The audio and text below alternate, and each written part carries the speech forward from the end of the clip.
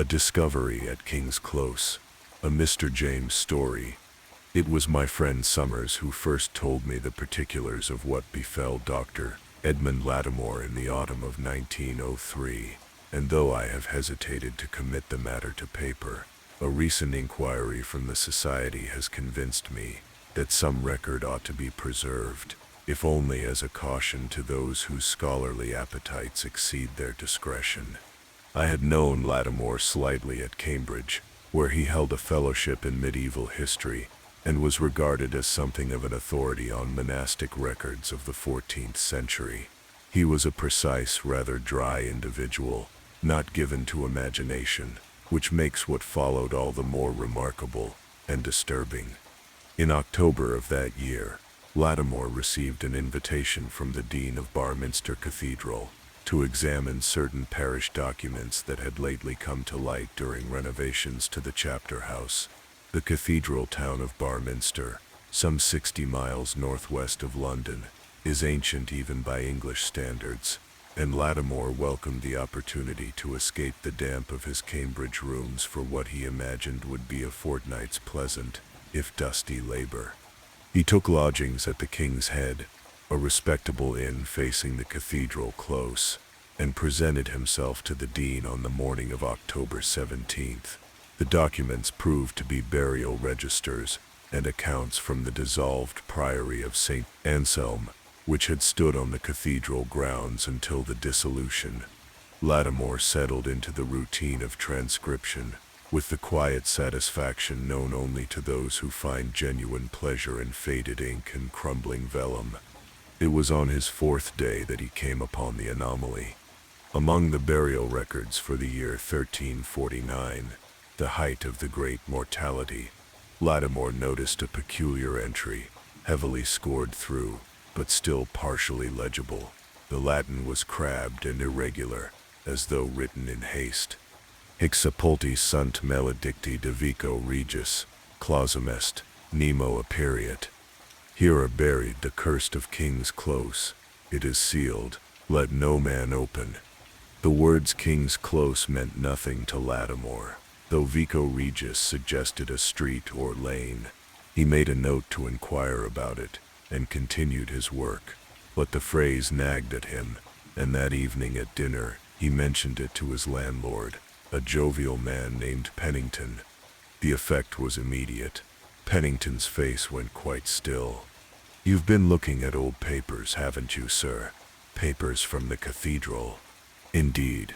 I came across a reference to something called King's Close. I wondered if—" "There's no such place in Barminster," Pennington said quickly. "Not now, not for hundreds of years." He busied himself with clearing plates, then added more quietly, "Best leave old names lie, Dr. Lattimore. Some things got sealed up for good reason."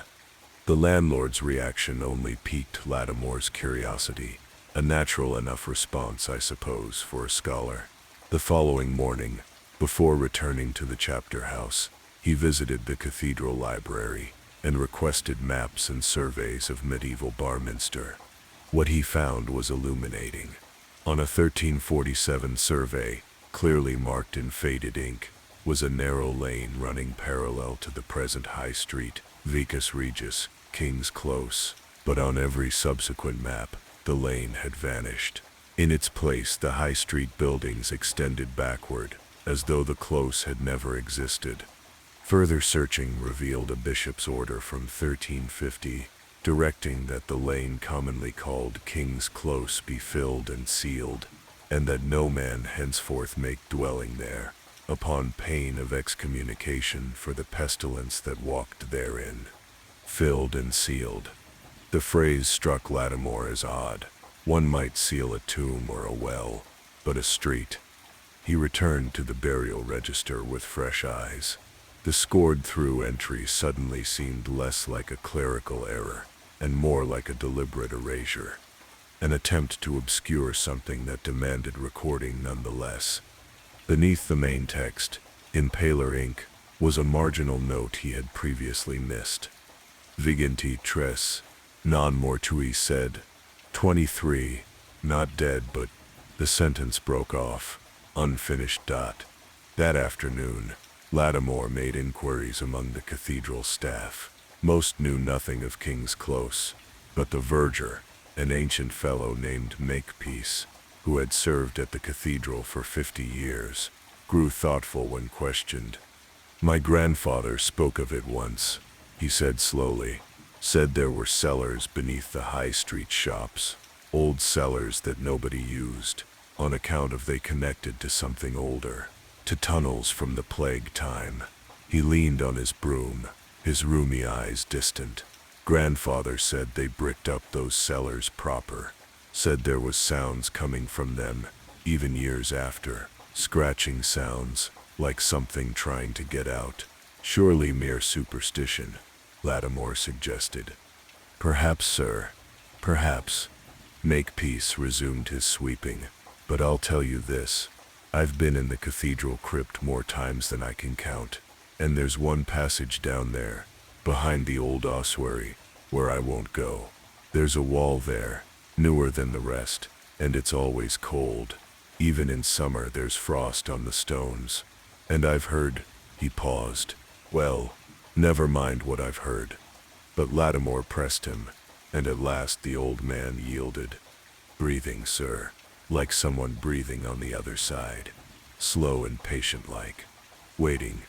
I cannot say what possessed Lattimore to pursue the matter further. He himself, in the letter he wrote to Summers, the only detailed account we have, though he refused ever to speak of it aloud, admitted that he felt compelled by something beyond mere scholarly interest. "It was as though the knowledge demanded to be discovered," he wrote, "as though I were not seeking it so much as being drawn toward it." On the evening of October 23rd, Lattimore obtained permission from the dean to examine the cathedral crypt for architectural details relevant to his research, a harmless enough pretext. Armed with candles and an electric torch, a recent acquisition of which he was rather proud, he descended alone into the vaulted spaces beneath the cathedral. He found the passage Makepeace had mentioned easily enough. The ossuary was a grim chamber, its walls lined with medieval bones arranged in decorative patterns, a fashion I have never understood. Beyond it, a low archway led into darkness. And there, some 20 feet along the passage, was the wall. It was immediately apparent that it was newer than its surroundings. The stones were smaller, more regular, and the mortar between them was of a different color, though still very old. Lattimore judged, perhaps as old as the 14th century. More remarkable was the temperature. Even standing several feet away, he could feel the cold radiating from the wall, and in the candlelight he could see his breath misting in the air. He approached and placed his palm against the stones. The cold was intense, burning almost, but more disturbing was the sensation that came with it. The unmistakable feeling that something was pressing back against his hand from the other side. The stones seemed to pulse gently, as though breathing. Lattimore snatched his hand away. It was then that he noticed the inscription carved into the lintel above the blocked passage. The Latin was crude but clear. Claudet portus, viginti tres non requiescant. Shut the gates, the 23 do not rest. 23. The number from the register. He should have left then. He knew he should have left. But Lattimore was, as I have said, a man governed by reason, and reason told him that whatever lay beyond that wall was a matter of historical record, not supernatural menace. Perhaps, he thought, there had been improper burials during the plague, hasty interments that offended medieval sensibilities. Perhaps the 23 referred to some local heretics or criminals buried in unconsecrated ground. He set down his candle and played the beam of his electric torch along the base of the wall, looking for any gap or weakness in the stonework. And he found one. At floor level, where centuries of damp had worked at the mortar, several stones had come partly loose. The gap was narrow, perhaps 6 inches, but wide enough to admit light. Lattimore knelt and directed his torch beam through the opening. At first he could see nothing but darkness, and a suggestion of space beyond, a larger chamber or passage. He angled the torch downward, and the beam fell upon a floor of compacted earth and stone, some 3 feet below the level of the passage where he knelt. And there, caught in the circle of light, was a hand. Not a skeleton's hand, though he might have borne that. No, this was a hand wrapped in the rotted remains of medieval cloth, the skin beneath blackened and leathery but hideously preserved, the fingers crooked as though grasping. It lay palm upward on the earth floor, and as Lattimore watched, frozen in horror, he saw it twitch. He jerked backward, and the torch beam swung wildly. In that brief illuminated instant, he saw what lay beyond the wall. Bodies, dozens of them perhaps, though in the chaos of shadows he could not count. They lay in a heaped, tangled mass, all wrapped in the same rotted shrouds, all blackened and preserved by the same unholy chemistry, and they were moving, not violently, but with the slow, purposeful movements of sleepers waking after a long rest. One was close to the gap, pressed against the stones. Lattimore saw its face. God help him. He saw its face, the skin drawn tight over the skull, the eyes nothing but dark hollows, the mouth hanging open in a soundless cry. And as he watched, paralyzed, the thing reached toward the gap with one withered arm, its fingers scrabbling at the stone. From beyond the wall came a sound, a collective exhalation, like the breath of many people released at once. It carried with it a smell of earth and corruption, and something else, something Lattimore could not name, but which sent him scrambling backward in animal terror, his torch falling from nerveless fingers. He fled. There is no other word for it. He fled through the ossuary, through the crypt, up the stairs and into the cathedral proper, where he burst through the west door into the clean, cold air of the October evening. The verger found him some minutes later, sitting on the cathedral steps, trembling violently and unable to speak coherently. Lattimore left Barminster the following morning, without completing his work, much to the dean's bewilderment. He returned to Cambridge and shut himself in his rooms for nearly a week, before Summers managed to gain admittance. It was then that he wrote out his account, which Summers preserved, though he honored Lattimore's wish that it not be made public during his lifetime. Lattimore himself never returned to Barminster, and indeed, largely withdrew from medieval studies, occupying his remaining years with classical texts safely removed from English soil. The verger, Makepeace, was questioned, but reported only that he had found Dr. Lattimore in a state, and that the door to the crypt had been found open. He ventured down to investigate, and reported that the passage beyond the ossuary was undisturbed, the wall intact. He found Lattimore's torch on the floor but noticed nothing else amiss. He did mention, however, that the wall seemed warmer than usual, almost tepid to the touch, and that this troubled him, though he could not say why. The blocked passage remained sealed. The dean, upon learning something of the matter, ordered that the door to the crypt be kept locked, and that the passage beyond the ossuary be filled with rubble. Whether this has been done, I cannot say. I have not visited Barminster, and I do not intend to. As for the nature of what Lattimore saw, or believes he saw, I offer no explanation. The medical explanation of nervous strain, brought on by overwork in a damp, confined space, is certainly the most rational. And yet, when I consider the burial register's careful record of 23 who were not dead but something, and the bishop's extraordinary order to seal an entire street, I find myself troubled by questions I would rather not ask. What happened in King's Close during the plague year of 1349? What was it that walked there, according to the bishop's order?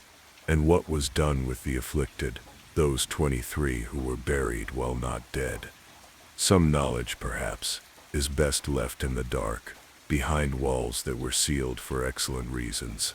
I can only hope that those walls hold. though sometimes, late at night when the wind rises, I think of Makepeace's account of breathing on the other side of the stones, patient and slow, waiting. Cambridge, the 3rd of December 1911.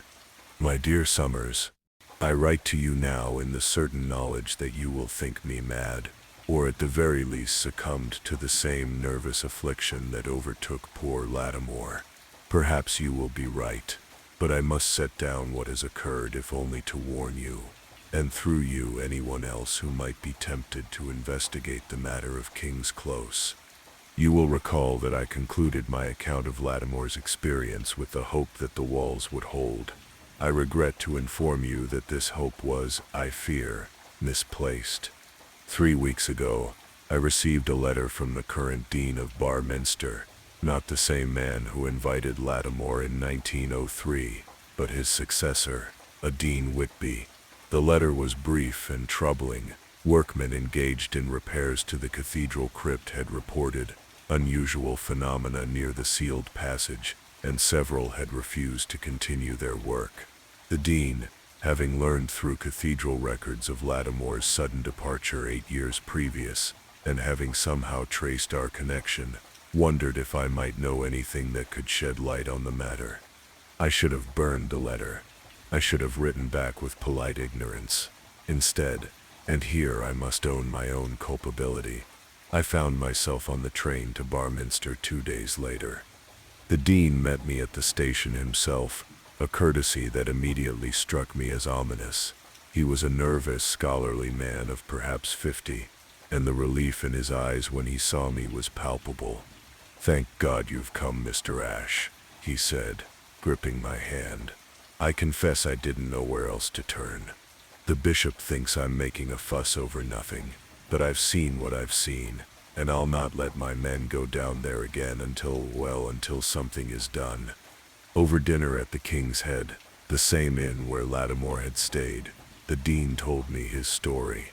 The repairs to the crypt had been necessitated by water damage, and in the course of investigating the extent of the damp, the workmen had removed some of the rubble that had been used to block the passage beyond the ossuary. I gave no such order, the dean insisted. The foreman claims the rubble had already been disturbed, pushed outward, as though from behind. At any rate, they cleared enough to see the old wall that Lattimore must have discovered, and Whitby, he paused, reaching for his wine. "Mr. Ashe, 3 nights running, the verger has reported lights in the crypt. Not torchlight or candles. He describes it as a pale greenish glow, emanating from the passage. And there are sounds. He won't describe them, but he's given notice after 30 years of service. And the workmen, 2 of them swear they saw figures moving in the passage. Moving, Mr. Ashe, where no living thing should be. Surely tricks of shadow," I began, but he cut me off. "The wall is failing. I've seen it myself. There are cracks, new cracks, radiating from the base, and the mortar is crumbling to powder. It's as though something is pushing from behind, pushing to get out." I will confess that my hands were not entirely steady when, the following morning, I descended into the crypt with the dean and the trembling verger, a different man from old Makepeace, who had died some years before. We carried electric torches, which I insisted upon, having no wish to navigate that place by candlelight. The passage beyond the ossuary was indeed partially cleared, and the wall was visible some 20 feet ahead. As we approached, I felt the cold that Lattimore had described, that unnatural chill that seemed to emanate from the stones themselves. But the wall was worse than the dean had suggested. It was not merely cracked. In several places, stones had come loose entirely, leaving gaps of several inches, and through those gaps, I brought myself to look, though every instinct screamed against it. There was light beyond, that sickly phosphorescent glow the verger had described. It pulsed gently, like the rhythm of breath, and by its illumination I could see into the chamber beyond. The bodies Lattimore had seen were there still, that tangled mass of blackened, preserved corpses in their rotted shrouds. They were no longer heaped haphazardly, but arranged in a kind of pattern, all facing the wall, all with their arms extended toward it, as though in supplication or desire. And they were closer. I could see that clearly. The nearest corpse was pressed against the stones, its withered fingers thrust through one of the gaps, crooked and grasping. As I watched, frozen in horror, those fingers flexed slowly, deliberately, and withdrew. A moment later, they emerged again, this time through a different gap, higher up, scrabbling at the edge of a loose stone. They were working at the wall. Patiently, methodically, they were dismantling it from within. From the chamber came that sound, that collective breathing Makepeace had described. But now there was something added to it, a low rhythmic susurration, like many voices whispering in unison. I could not make out words, but the intent was unmistakable. "Let us out. Let us out. Let us out." The verger broke first, fleeing up the passage with a strangled cry. The dean followed more slowly, his face ashen. I remained a moment longer, why I cannot say, long enough to see one of the withered hands withdraw from the gap, clutching a fragment of loosened stone, which it cast aside into the darkness behind. How long before the wall fails entirely? Weeks? Days? We emerged into the cathedral proper to find that a commotion had arisen. One of the choristers, a boy of perhaps 12, had been found unconscious in the Lady Chapel. He revived after some minutes, but was incoherent, babbling about the pale people who had come up through the floor and tried to touch him. The dean sent for a doctor, but I examined the spot where the boy had fallen. There was nothing visible, but the stones were cold, unnaturally so, and when I knelt, I could hear, very faintly, that same whispering susurration rising from below. They are not confined to the chamber anymore, Summers. Whatever holds them is breaking down, and they are spreading through the passages beneath the cathedral, perhaps beneath the entire town. The dean has closed the cathedral, citing urgent structural repairs. He speaks of bringing in engineers, perhaps even demolishing the crypt entirely, and sealing it with concrete. But I wonder if that will suffice. The bishop's wall held for more than 500 years after all, and still they have persisted. There is one final detail I must relate, though it chills me to write it. Before leaving Barminster, I returned to the cathedral library and searched through the records more thoroughly than Lattimore had done. I found at last an account, fragmentary and badly damaged, of what occurred in King's Close during the plague year.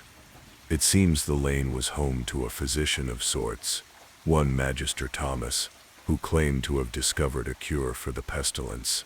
23 souls from the surrounding parishes, afflicted with the sickness, came to him for treatment. He administered to them some preparation of his own devising. The account does not specify what and kept them in the cellars beneath his house while they recovered. But they did not recover, nor precisely did they die. The account describes them as becoming, as men entranced, neither living nor dead, knowing naught but a terrible hunger for the living breath of men. When the authorities came to investigate complaints from neighbors, they found Magister Thomas himself dead, torn apart, the account says, and the 23 confined in the cellars, changed into something that was no longer human. The bishop ordered the cellars sealed, and the entire lane filled in and forbidden. But the account ends with a chilling note. They do not sleep, nor does time claim them. They endure in their cursed state, and should they ever break free, the pestilence they carry shall walk abroad again, not as a fever of the body, but as a contagion of the soul. A contagion of the soul, Summers.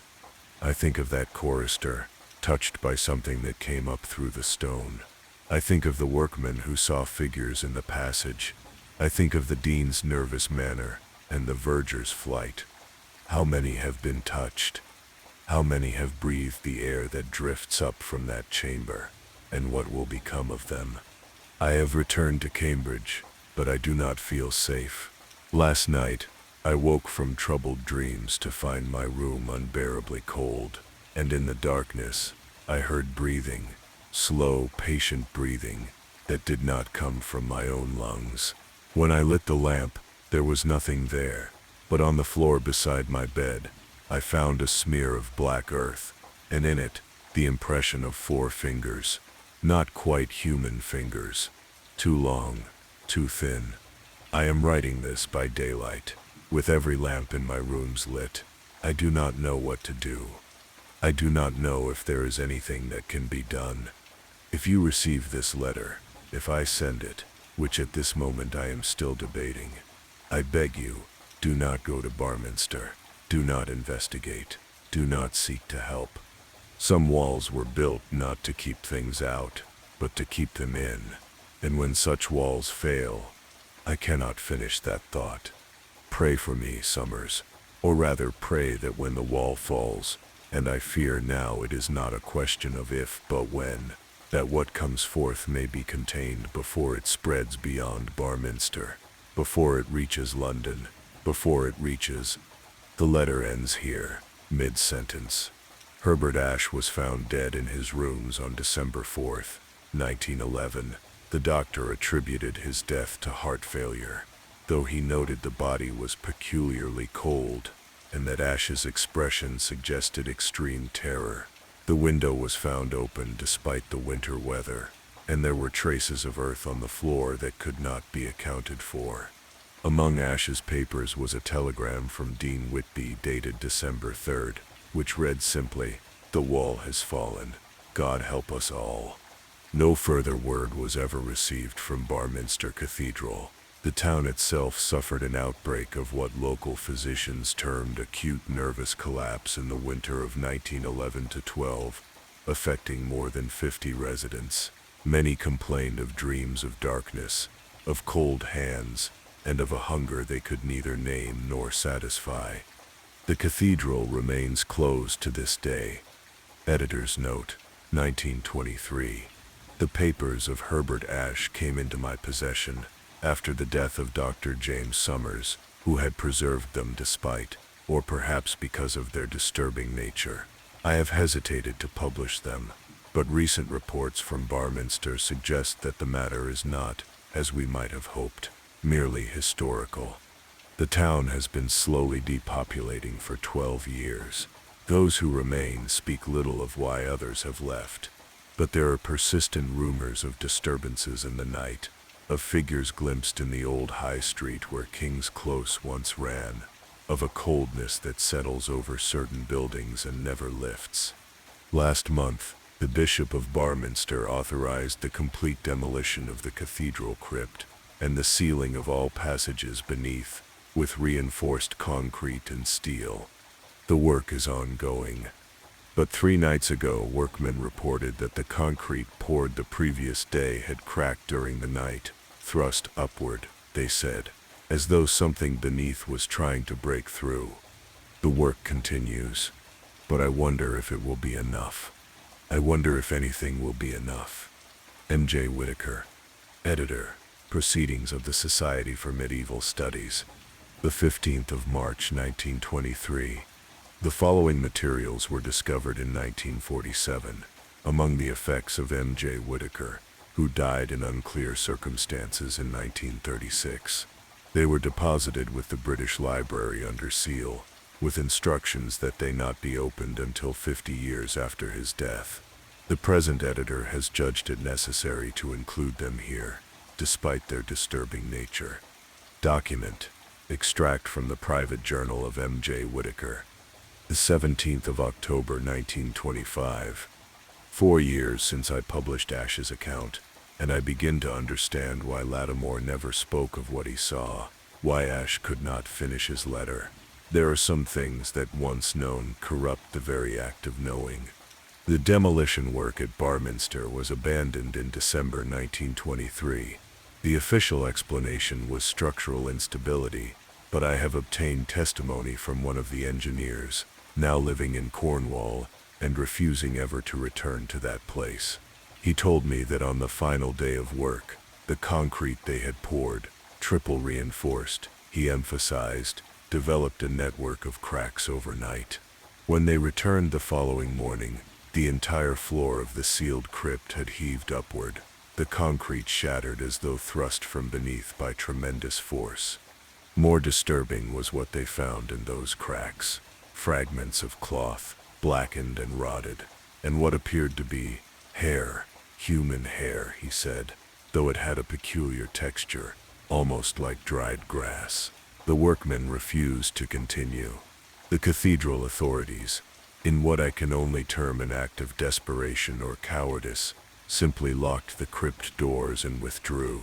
The bishop has since been transferred to a diocese in Scotland. The new bishop will not speak of the matter at all. But Barminster itself tells the story the church will not. The population, which stood at nearly 4,000 in 1911, now numbers less than 2,000. Shops stand empty. Houses are abandoned. Those who remain, I visited there last month, and what I saw troubles me deeply. They have a look about them, the people of Barminster, a pallor of skin, a slowness of movement. They avoid the old high street entirely, taking long detours around it, and they do not speak of the cathedral, which looms over the town like a threat, its doors chained shut, ivy beginning to claim its walls. I took lodgings at the King's Head, the same inn where Lattimore and Ash stayed. The landlord is a grandson of the man Lattimore knew, but he would not speak to me about the cathedral or King's Close. When I pressed him, he only said, "Best you leave in the morning, sir. This town isn't for strangers anymore, especially after dark." I asked what happened after dark. He wouldn't answer, but I saw him glance toward the window, toward the cathedral, and I saw fear in his eyes.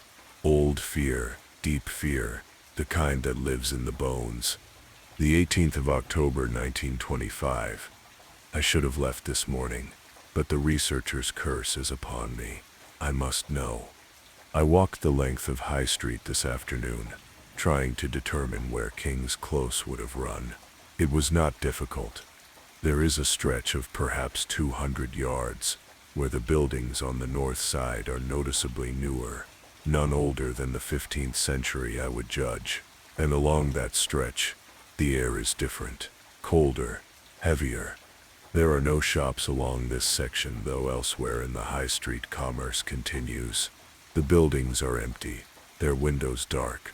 Some have been bricked up entirely, and on several doors, I notice symbols scratched into the wood, crude crosses and other marks I recognized as protective charms from medieval manuscripts. But what struck me most was the silence.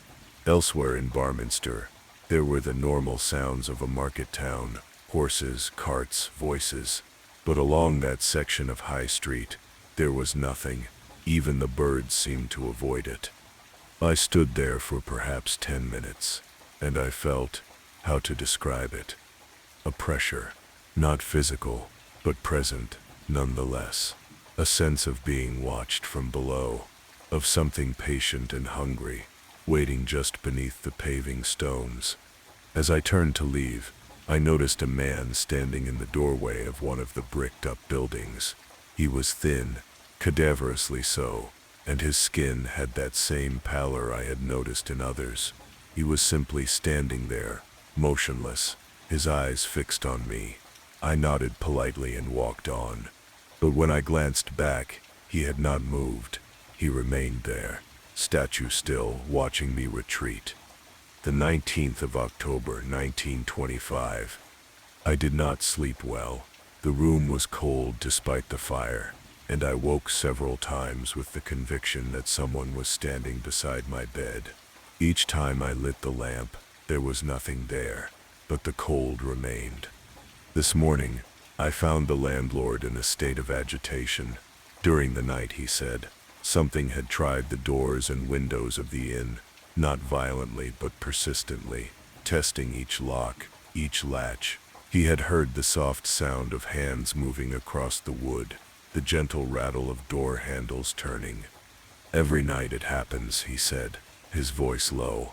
"Every night for years now, they test the doors. The locks hold, thank God, and they go away before dawn. But it's getting worse. More of them each time, and they're getting stronger." "Who?" I asked, though I think I already knew. He looked at me as though I were mad. "The ones from below, sir. The ones who died but didn't die. They walk now. After dark, they walk." He begged me to leave before nightfall. I assured him I would. "But I will not. God help me. I must see." The 20th of October, 1925. I have seen them. Last night, I kept vigil from my window, which overlooks the high street. The landlord locked himself in his room and would not come out, even when I knocked to ask for candles. The cathedral bell tolled midnight. It still functions apparently, operated by some automatic mechanism, though no human tends it. As the last chime faded, I saw movement in the street below. They came up through the pavement itself. I know how mad that sounds, but I saw it. The stones of the high street shifted, lifted, and they emerged at first just hands, blackened and withered, pushing up from below, then arms, then whole figures, dragging themselves up from the earth, like sleepers rising from bed. There were dozens of them, all wrapped in rotted shrouds, all with that terrible leathery skin drawn tight over their bones. They moved slowly, stiffly, but with purpose. Not shambling corpses from a penny dreadful, but something worse, something that retained a horrible mockery of life and intention. They spread out through the street, moving to the houses, the shops, the inn. I watched as they tested doors and windows, their movements patient and methodical. At one house, I saw them clustered around a door, pushing against it in unison. The door held, but I could hear the wood creaking even from my window. And their faces, dear God, their faces, hollow-eyed, mouths hanging open, expressions of such desperate hunger that I felt ill to look at them. They were not simply dead things animated. They were aware. They knew what they had lost. They remembered being human, and they wanted it back. One of them, I think it may have been the man I saw standing in the doorway, stopped directly below my window and looked up. I do not know how long we remained thus, locked in that terrible gaze, but I saw recognition in those hollow eyes. It knew I could see it. It knew I was alive, warm, breathing. It raised one withered hand toward me, fingers grasping. Then, somewhere in the distance, a cock crowed, early, for dawn was still an hour away. But at the sound, they retreated, not fleeing, but withdrawing in orderly fashion, moving back to that section of High Street where King's Close once ran. One by one, they descended into the earth, the paving stones settling back into place behind them. By the time true dawn came, there was no sign they had ever been there, except for the marks on the doors, fresh scratches in the wood, and on some of the windows, handprints, dark stains that might have been earth, or might have been something worse. The 21st of October, 1925. I am leaving today. I must leave, but I am writing this first because someone must know, must record what is happening here. The landlord was dead this morning. I found him when I went down for breakfast. He was in his chair by the fire, cold and stiff. There were no marks of violence on him, but his face, his expression was one of utter terror. Eyes wide, mouth open, as though he had died screaming. And his skin was cold, unnaturally cold, like touching ice. The doctor who came said it was heart failure, but I saw his hands shaking as he wrote the death certificate, and I saw him make a sign against evil when he thought no one was looking. As I packed my bags, I looked out the window one final time. The street was empty in the gray morning light, but there, standing in front of the bricked-up buildings, I counted 7 figures, living people, or what passed for living people, all with that same pallor, that same stillness. They were watching the inn, watching my window. I think I understand now what is happening. The 23 from King's Close are no longer confined. Each night they rise, and though they cannot break into the homes, not yet their very presence is enough. Some contagion emanates from them, something that touches those who see them, who breathe the air they have breathed. And slowly, those touched begin to change. They grow cold, they grow still, they grow hungry for something they cannot name. Until one night, they do not lock their doors. They stand in the darkness waiting, and when the ones from below come, they welcome them in. How many in Barminster have been touched? How many are changing? And when will they spread beyond this town? I am leaving, but I do not think I am leaving it behind. Last night, when that thing looked up at me, when our eyes met, I felt something pass between us, a coldness that entered me and has not left. My hands are cold as I write this, so very cold, and I am hungry. Not for food, for something else, something I cannot name but which I understand. On some terrible level, I will soon crave more than life itself. Document B. Letter from Dr. James Summers to the British Museum. The 14th of March 1936. To whom it may concern. I am writing to report the death of my colleague, Mr. M.J. Whitaker, editor of the Proceedings of the Society for Medieval Studies, and to request that certain materials in his possession be placed under institutional seal. Mr. Whitaker was found deceased in his study on the morning of March 12th. The circumstances were unusual. Despite it being a warm spring day, his study was intensely cold, and ice had formed on the windows from the inside. His body was discovered in his chair, frozen stiff, though the coroner insists he could not have died from cold. More disturbing was his appearance. His skin was darkened, almost blackened, and had taken on a leathery texture. His expression was one of terror, but also, and I hesitate to write this, anticipation, as though he were afraid of what was coming, but also somehow welcoming it. Papers were scattered about the room, all relating to the matter of King's Close and Barminster Cathedral. On his desk was a map of England, with certain towns and cities marked in red ink, Barminster naturally, but also Cambridge, Oxford, London, and perhaps a dozen smaller locations. Beside the map was a note in Whitaker's hand, dated the night of his death. They are spreading, not quickly, but inexorably. I have tracked 12 cases outside Barminster, people who have never been to that town, but who exhibit the same symptoms, the cold, the hunger, the waiting. I believe it spreads through proximity to those already touched, and I have been touched. I have felt it growing in me for 11 years, ever since that night in Barminster when one of them looked at me. I am so cold now, so very cold, and so hungry. Tonight, I think, I will stop locking my door. Tonight, I will wait and see what comes. I do not know what Whitaker meant by this. I do not wish to know, but I believe his papers should be sealed away, and I believe, though I can hardly credit myself for thinking it, that Barminster Cathedral should be destroyed entirely, burned, salted, the earth plowed and consecrated. Something was released there in 1349, and it has not stopped spreading. I have enclosed all of Whitaker's research with this letter. I beg you to keep it secure, and I beg you, if you value your soul, not to read it. Some knowledge should remain buried. Yours in profound unease, Dr. James Summers. Document C. Memorandum from the British Museum Archives, dated the 15th of June 1947. The papers of M.J. Whitaker were opened today, as per his instructions. The archivist who examined them, Mr. Philip Drummond, was found unconscious in the reading room 3 hours later.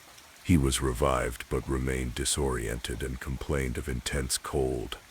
Mr. Drummond was sent home. He did not arrive.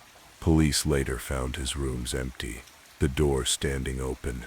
Neighbors reported seeing him leave his flat near midnight and walk toward the Thames, moving with a strange, stiff gait. He has not been seen since.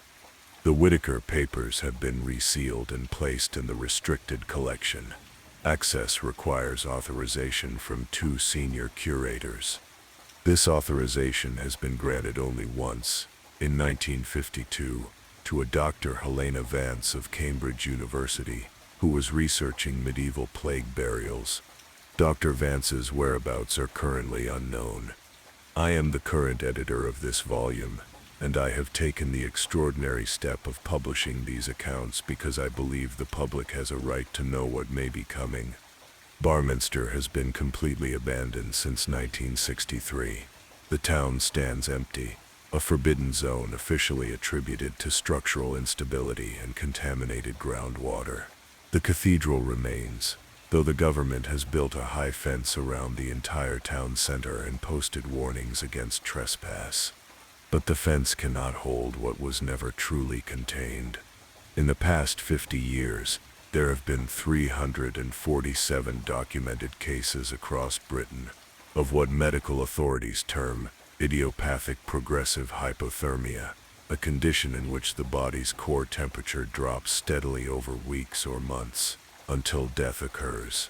Victims report feeling intensely cold, increasingly withdrawn from human contact, and tormented by a hunger they cannot satisfy or describe. All 347 cases can be traced, through various degrees of connection, back to someone who visited Barminster, or who knew someone who visited Barminster, or who had contact with the papers relating to King's Close. The contagion is real. It spreads slowly, patient as the things that carry it, and I fear we are only now beginning to understand its scope. 3 nights ago, a colleague of mine mentioned that she had been having strange dreams of cold earth, of darkness, of patient hands digging upward. She has never been to Barminster, but her grandfather was one of the workmen who tried to seal the crypt in 1923. Last night she did not answer her phone. This morning, I went to her flat. The door was unlocked. The flat was empty and intensely cold. On her desk was an open book, a copy of the first published account of Lattimore's experience. On the window, written in frost, were 2 words: "They wait." I am publishing these documents now because I believe time is running out. The walls built in 1350 held for 5 centuries. The walls we have built since of concrete, of silence, of official denial or failing. They are patient, they do not sleep, and they are spreading. If you are reading this, and you feel a persistent coldness that will not leave, if you find yourself standing at your window in the deep of night, looking out for something you cannot name, if you wake with the taste of earth in your mouth and a hunger that has no object, lock your doors, seal your windows, do not go out after dark, and pray that when they come testing the locks, as they surely will, that what holds them out continues to hold. Because I have been to Barminster. I have stood on High Street, where King's Close once ran, and I felt them below, felt them aware of me, felt their patient, terrible hunger. That was 6 months ago. Last night, I did not lock my door. Tonight I do not think I shall want to.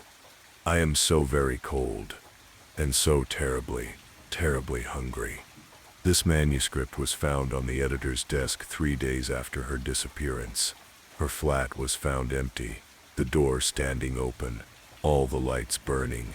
On the floor was a trail of dark earth, leading from the bedroom to the door, and then out into the night. The manuscript has been digitized and copies placed in multiple archives. Make of it what you will. But if you have read this far, if you have followed the story from Lattimore's first discovery to this final account, then you should know. You have been touched. The knowledge itself is the contagion. And they know you now. They know where you are. Lock your doors tonight.